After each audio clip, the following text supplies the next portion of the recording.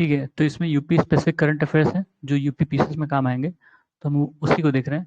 इसमें ज़्यादा नहीं है लेकिन ठीक है, देखते हैं। तो पहला है UP government to launch agricultural business and entrepreneurship project to help rural income. ठीक है, उत्तर प्रदेश सरकार ने एक एग्रीकल्चर बिजनेस और एंटरप्रेन्योरशिप प्रोजेक्ट लॉन्च किया है रूरल इनकम को बढ़ाने के लिए।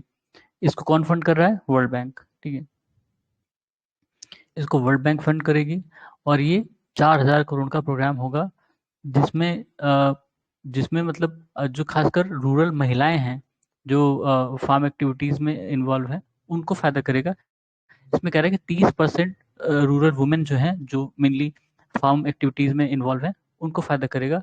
और जो किसानों के अलावा जो फार्म ग्रुप्स हैं या एग्रो एमएसएमईज़ हैं, 28 डिस्ट्रिक्ट में अपने ईस्टर्न उत्तर प्रदेश और बुंदेलखंड रीजन में, ठीक है, उनको फ़ायदा करेगा। और इंडिया में कह रहे हैं, यूपी में करीब 1.88 बिलियन हेक्टेयर की एग्रीकल्चर लैंड है, जो कि स्टेट का पूरा 76% है। ठीक है, लैंड मास का 76% है। और यूपी जो है अपनी जो फार्म वैल्यू है, जो एक्सपोर्ट वैल्यू है, उसको बढ़ाना चाहता है। कहाँ से कहाँ तक? अभी 20,000 करोड़ तक है, उसको बढ़ा के 50,000 करोड़ तक ले जाना चाहता है।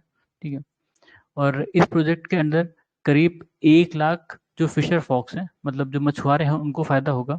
उनको फाइनेंशियल असिस्टेंस दिया जाएगा और 500 फार्मर्स को फॉरेन टूर पर ले जाया जाएगा, जिससे वो जो एडवांस खेती के तरीके हैं उसको जान सकें, समझ सकें, उनमें ट्रेनिंग दी जाएगी उनको। और टोटल करीब 10 लाख किसानों को फ़ायदा करेगा। ऊपर बताया था कि 30%, उसमें से 30% रूरल वुमेन होंगी जो सेल्फ हेल्प ग्रुप्स हैं। ठीक है,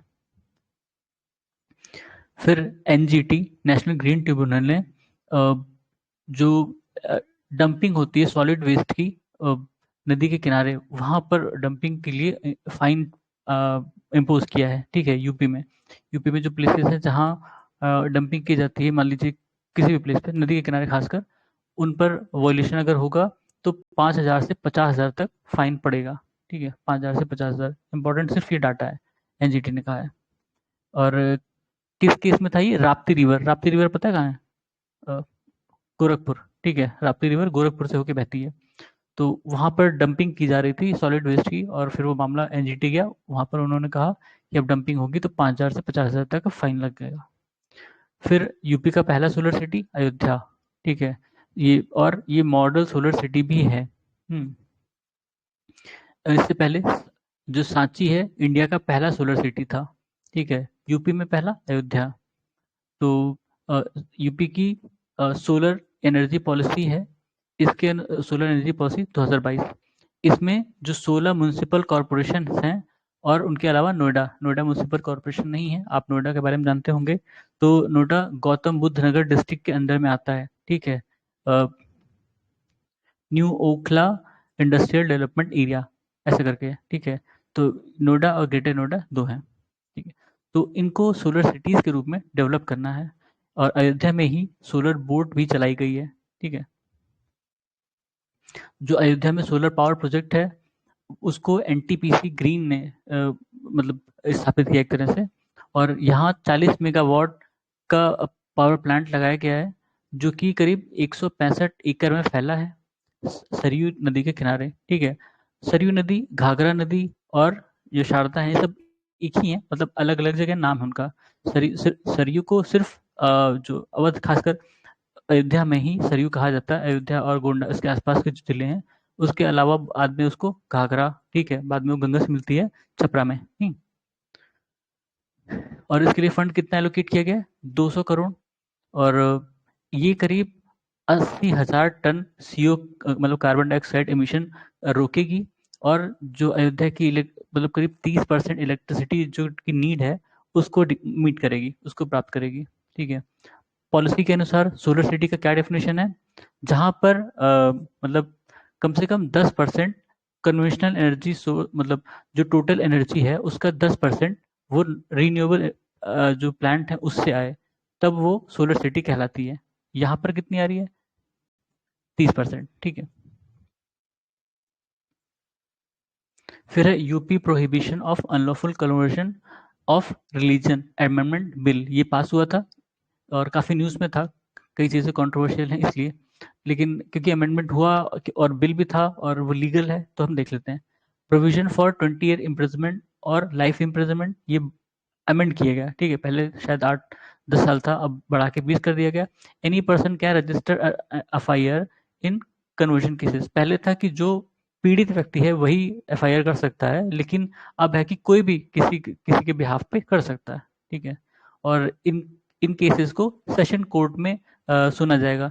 दो तरह की होती है ना, एक सेशन होती है और एक डिस्ट्रिक्ट कोर्ट, वैसे, ठीक है। सेशन कोर्ट में क्रिमिनल वाले केसेस जाते हैं। फिर कन्वर्जन वॉलंटरी, अच्छा अगर कोई कन्वर्ट होता है खुद से मैरिज के लिए, तो उसको खुद से डिक्लेरेशन देना पड़ेगा 2 महीने पहले। किसको देगा? डिस्ट्रिक्ट मजिस्ट्रेट को, ठीक है। फिर national medical commission has approved 7 medical college and allowed increase of seats in 2 existing colleges. UP में, यूपी के केस में है, ठीक है। तो अब टोटल हमारे यहाँ मतलब इसमें कितनी इंक्रीज हुई? 600 सीट, ठीक है, बता रहा है 600 सीट बढ़ी है इस हिसाब से। तो जो कहाँ पे नए कॉलेज खुल रहे हैं? बिजनौर, बुलंदशहर, कुशीनगर, पीलीभीत, सुल्तानपुर, कानपुर देहात और ललितपुर, जहाँ पर नए कॉलेजेस खुलेंगे। जो सात नए मेडिकल कॉलेज खुल रहे हैं वो इन डिस्ट्रिक्ट में, ठीक है। यूपी में अब 10,000 से ज़्यादा मेडिकल सीट्स हो गई हैं। और जो दो दो जगह जहाँ बोला था कि सीट जो है वो बढ़ाने की बात है, कहाँ? आगरा और मेरठ, ठीक है, वहाँ पर सीट बढ़ाई गई है।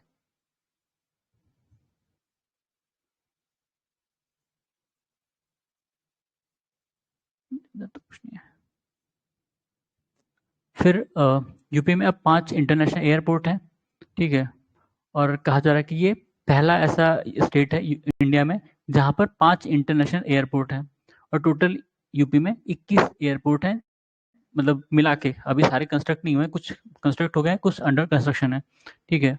और अभी मतलब इस समय माना जाए तो 10 हैं, जिसमें अयोध्या को इंक्लूड कर लो तो 10 एयरपोर्ट हैं जो फंक्शनल हैं एक तरह से, ठीक है। और 2014 में 6 थे। 5 इंटरनेशनल एयरपोर्ट कौन-कौन से हैं?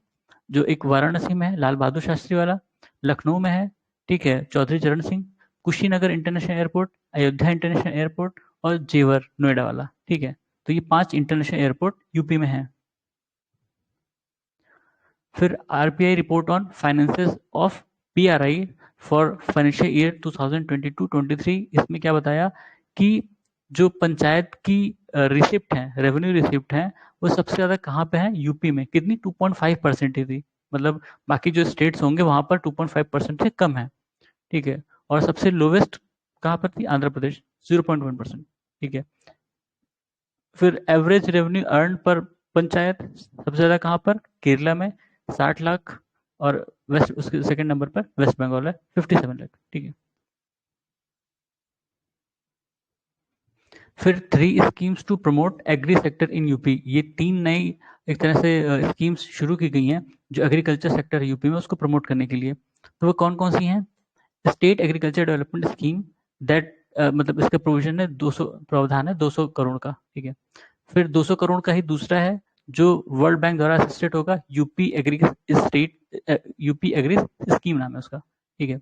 फिर तीसरा है 60 करोड़ का जो ऑटोमेटिक वेदर स्टेशन लगाए गए हैं, ठीक है, रेन गॉज के लिए ब्लॉक और पंचायत में। फिर उसके बाद है अभी मॉडल सोलर विलेज हमने देखा, ठीक है। Any village with a 5,000 population will be develop as model village, ठीक है। कोई भी गांव जो 5,000 पॉपुलेशन जहां पर है, कम से कम 5,000 पॉपुलेशन है, तो उसको मॉडल विलेज के तौर पर डेवलप किया जा सकता है। तो इसी इसी के हिसाब से एक और स्कीम जो सेंट्रल गवर्नमेंट की है, पीएम सोलर होम स्कीम, वो क्या, वो अयोध्या को एक सोलर सिटी के रूप में डेवलप करना चाहती है। वहाँ पर जो 5,000 घर हैं उनमें सोलर पैनल इंस्टॉल किया जाएगा उनके हिसाब से, ठीक है। 2 स्कीम है, मतलब देखा जाए अयोध्या में तो 2 स्कीम रन कर रही हैं, एक यूपी गवर्नमेंट की और एक सेंट्रल की, ठीक है। Each family for 1 kilowatt solar panel will incur a cost of 65,000 rupees with 30,000 subsidy from central government and 50,000 by state government, ठीक है। सोलर पंप, अच्छा कुसुम स्कीम आपको पता होगा, जिसमें सोलर पंप दिए जाते थे किसानों को, ये 2019 में शुरू हुई थी।